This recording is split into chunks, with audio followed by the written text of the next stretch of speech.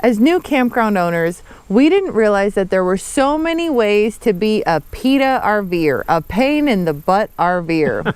So now that we have more wisdom, we realize that we ourselves used to be PETA RVers. So this is a public service announcement to all RVers out there to make sure you are not a PETA. Welcome back to the RV Odd Couple. My name is John. And I'm Mercedes, and long story short, we RV in pursuit of freedom, independence, and adventure. Because life is so short. Mercedes has had a really rough week, you guys. She insisted on doing this video. I call it Mercedes Rant. No. Mercedes calls it something else, but I've got a little bit more patience with people than Mercedes does, yeah, but right. She is just done.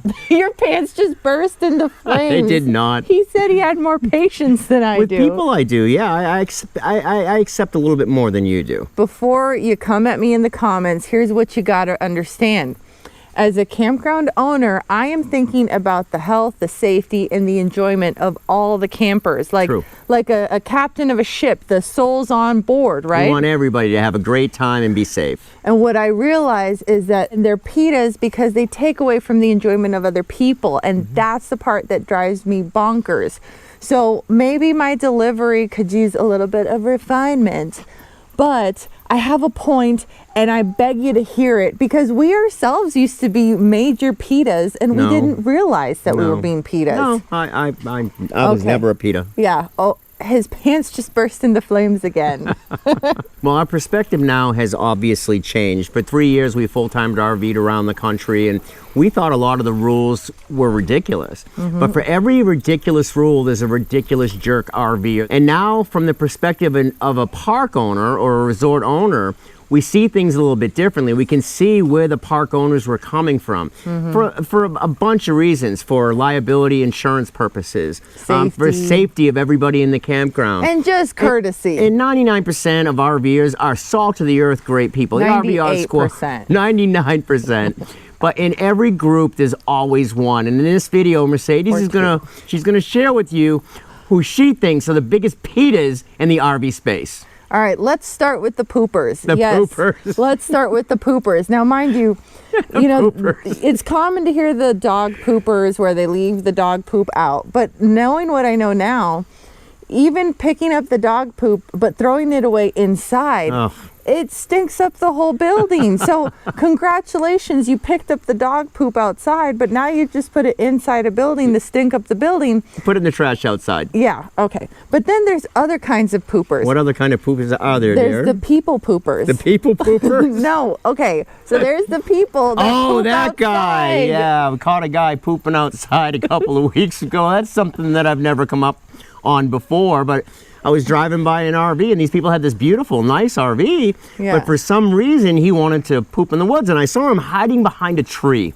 And I yelled out, "Are you okay?" And he said, "Yes." And I said, "Make sure you dig a hole, man, and don't do that again, please." So please don't be a people pooper and don't poop outside, especially when A, you have an RV that has facilities, and B, you're in a campground that has facilities, and C, there's other buildings in the campground that have facilities. We've got 8 toilets, we've got 8 showers, there's plenty of restrooms, there's trash outside. Don't be a people pooper. Don't be a pooper. And then there's the other kind of pooper. So congratulations, you've made it inside into a toilet, but you didn't flush. So don't be a non-flusher pooper. It's true. Well, I want to say something that I never realized, and I think women are sloppier than men when it comes to the bathroom, especially with that hygiene stuff you guys use. Says the man. You don't flush hygiene products. You throw them away. Says the man that pees outside like he's marking his territory. I do. I do pee outside pretty much daily at night. I like to mark my territory around my house. I've been doing it since I was a kid. I think most men do. But I don't think there's anything wrong with peeing outside. Now, I haven't, well, I shouldn't say I never have. I haven't pooped outside in probably 40 or 50 years now. But when I was a kid, I was forced to poop outside because I wasn't going to make it. Yeah. And that's when I learned never use dried leaves to wipe your butt. So, or pine cones, right, baby? All right. So when we said PETA, we didn't mean like so literally. So here's the other types of PETAs. The next one I'm going to call the divide and conquer. Now, let me tell you guys a secret, okay? most people don't read, myself included, right? Divide and conquer. The divide and conquer. Let me finish. So like you got somebody that doesn't read the rules, right? Because most of the questions we get could probably be answered if you just read the rules. And that's fine. You didn't read the rules. I don't blame you. I don't like reading rules either. Okay? I forgive that. But what really drives me nuts is when you go asking like 7 different people the same question because you don't like the answer that you're getting. So you keep asking until you get the answer you want. And then you say, well, John said I could do this. They always say John said. It's always a John but now said. I know what you're talking about. I had no idea what you were talking about. The divide and conquer. Here at Thunder Canyon, right? At Thunder Canyon Campground, it's a member-owned and operated. It's a member-owned and operated campground, so we don't have paid employees. So those who come and visit us, we all help check people in. We all enforce the rules. We watch out for each other. And again, 99% of the time, we always have a wonderful, wonderful time. 98%. But there's always one, right, out of 99.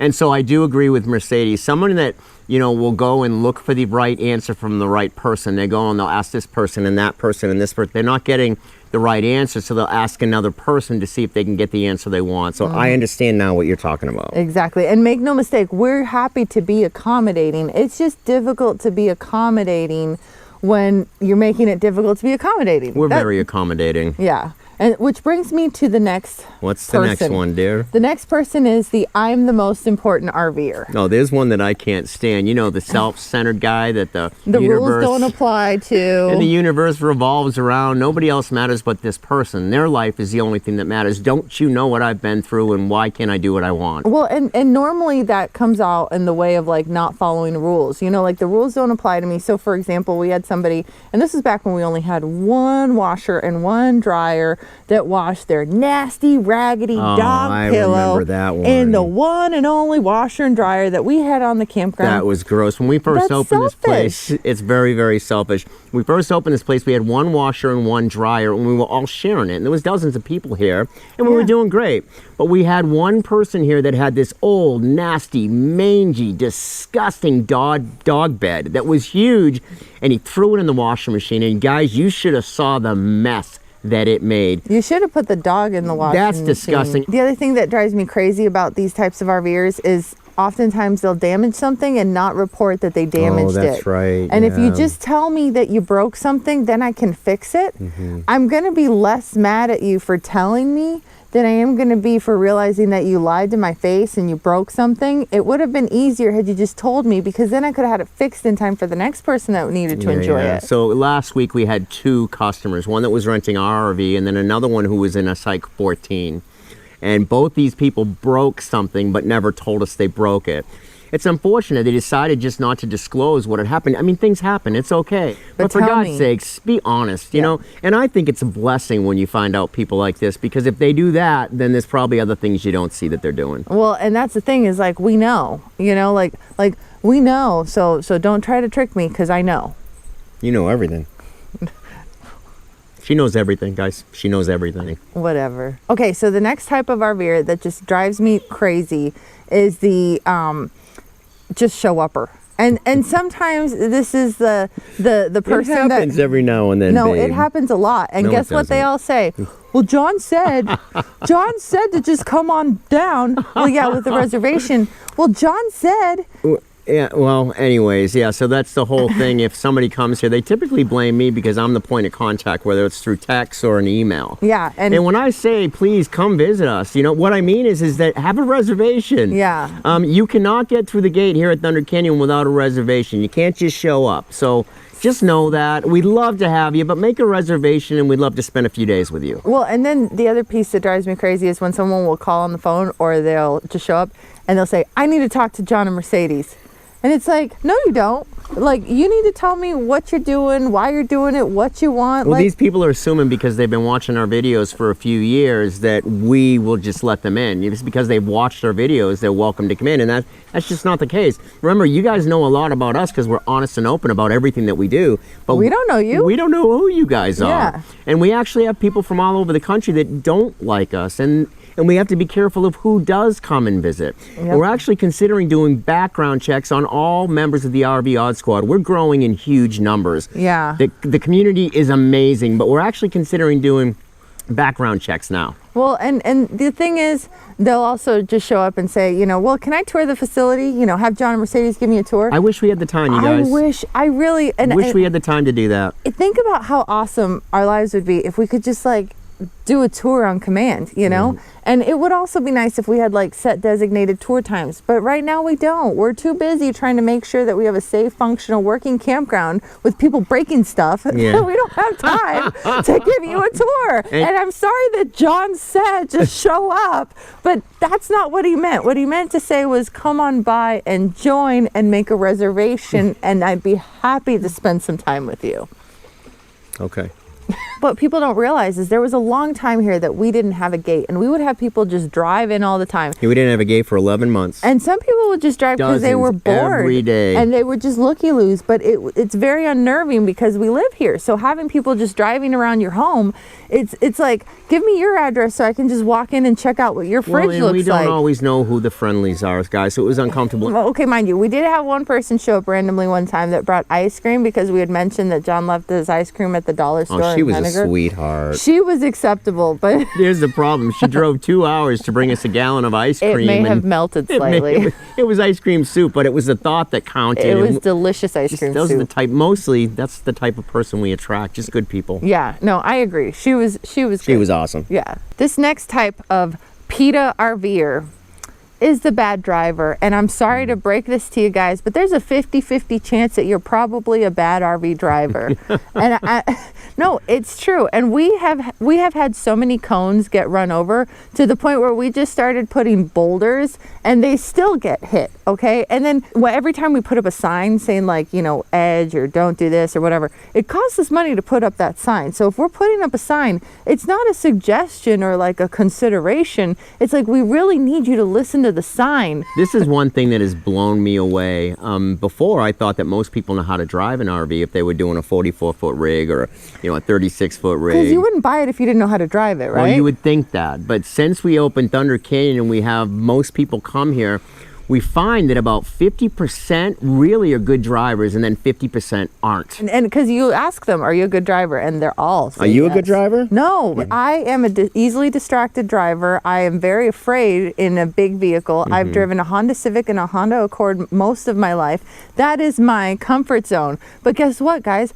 I don't try to drive big things because I know I suck at it. The other piece about the bad driver section is the speeders. The speeder pumpkin eaters. All right, this is the one that drives me insane. Well, and they speed, they go like really slow where there's like nobody gonna be and nobody walking. And then in the area that has the bathhouses, the hall, like all the people are over there and the chickens and the kid. And the chickens. That's where they decide to speed. Yeah. It drives me nuts. This is a pet peeve of mine. People that drive and speed through a campground where there are children drives me crazy. And it's the one rule that we have here where if you break it and get a warning and you break it again, you're ejected. You're gone. We'll give you a full refund and you get the heck out of our park because you're not going to drive like that around my kid. Oh my gosh. We spent so much money on 5-mile-an-hour speed limit signs just to have them ignored. And still, there's still people that fly by. If you are in a park with children, even if you're in a park without children, drive slow, guys. 2.5 miles per hour, not 5. Yeah. This next section I'm going to call the my problema is your problema. And this is so annoying. It's true, though. It's like these people that make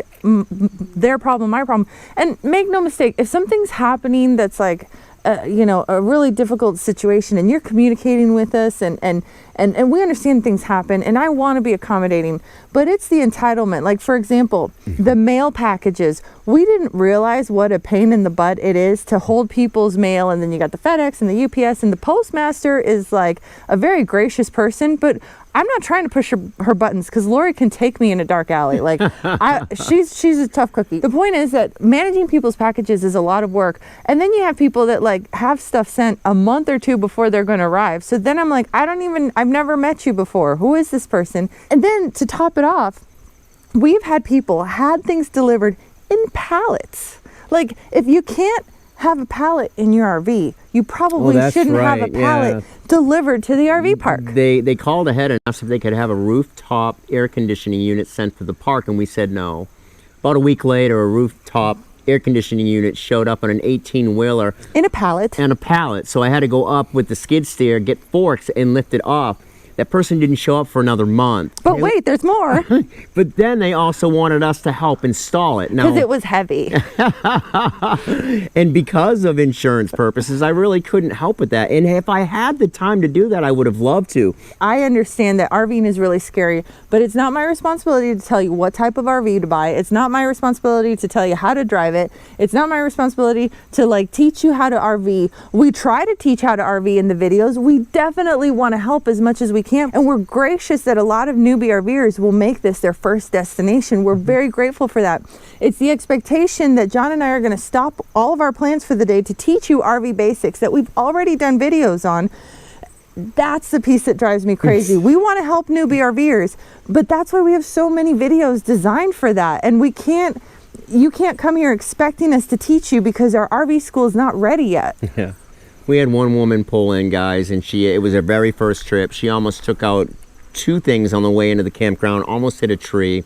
She's driving a 36-foot Class A. She was all excited because it was her first trip to Thunder Canyon, and then she expected us to set up her rig for her. She did not know how to do the hose. She did not know. Now, this is something that we're hoping to do in the future. Yeah. But there will be times and classes for that. Yeah. Don't just expect that everyone in the park is going to stop what they're doing because you showed up. Yep. And RVers will help. That's the part, too, is that RVers are good people, and they will help, and they will give up their time, but there comes a point where you have to say, okay, now this is just rude. I just hope that you guys know that what Mercedes is doing is she's got some gripes. She's had a rough week.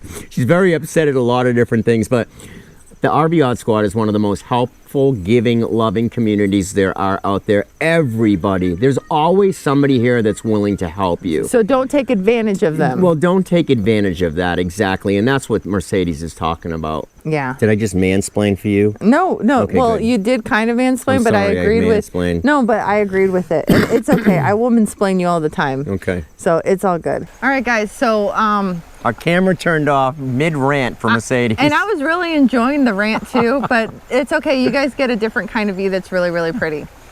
So we were in the middle of talking about the person that's the my problem is your problem. And we didn't know that when somebody's doing a late check-in, especially a late evening check-in in the dark when there's like no light outside because we're in the middle of nowhere. Right, it's their first RV trip. They bought a 44-foot rig. They're, towing a fifth wheel. They don't know what they're doing. At Thunder Canyon, there are portions that we can put you for the night up in the upper section. Yeah. But in the lower section of Thunder Canyon, this is a very tricky thing to drive. Yep. It's the most beautiful campground. These 17 sites are the most beautiful campsites you've ever seen in your life. But make no mistake. It is dark here in Alabama, and coming in after dark is very, very scary, and we don't know who knows how to drive and who doesn't know how to drive. Sometimes it's so dark you can't even literally see your hand if you put your hand up. It is dark. And so we had one person that asked for a 9 to 10 o'clock check, and we try to be as accommodating as we can be. But then that person called back at 11 o'clock that night, and we said, well, we called the person 11 o'clock at night because we expected him to come at 9. He told us that he wasn't coming until 3 or 4 in the morning, that he hadn't even left his house yet. And this is ridiculous, you know? And so Thunder Canyon is a huge open parking lot when you come in. If you come in after dark, you can boondock up in a beautiful, safe place for the night, and we'll check you in the morning. But we do not do check-ins late. With that said, we still make exceptions. If you're calling us and letting us know that you're stuck in traffic, like we just went through the hurricane and we had about a dozen people come up from Florida to stay with us. It's been wonderful. Yeah. RV Odd Squad members bugged out of Florida, and those people were keeping in contact with us and letting us know where they were. That was easier to accommodate. It was a lot easier to accommodate, and plus, if we know you're coming in late, we can get 3 or 4 guys, other RV Odd Squad members, again, they're super helpful, will light the place up and have flashlights. We've set this place up to get people parked at night with 6 or 7 guys with spotlights and beams, and we bring you in just like it's a runway. Yeah. So we want to be accommodating, but we can't always be accommodating all the time. And you can't make it more difficult to us by not communicating with us. If you can't tell, you guys, fall in Ider, Alabama is absolutely gorgeous. We just had more than a dozen people come in fleeing Florida for the hurricane. We've got about 50 people at the park right now. In Thunder Canyon, guys, this is the nicest time of year to visit Thunder Canyon.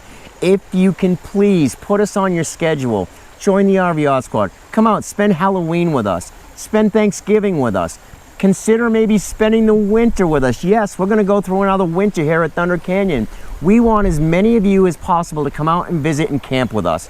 We'd love to have you. Who needs therapy when you've got the RV Odd Squad? Thank you everyone for listening to this. I'd like to know if we missed any, and most importantly, we'll see you in the next video. Leave a comment, guys.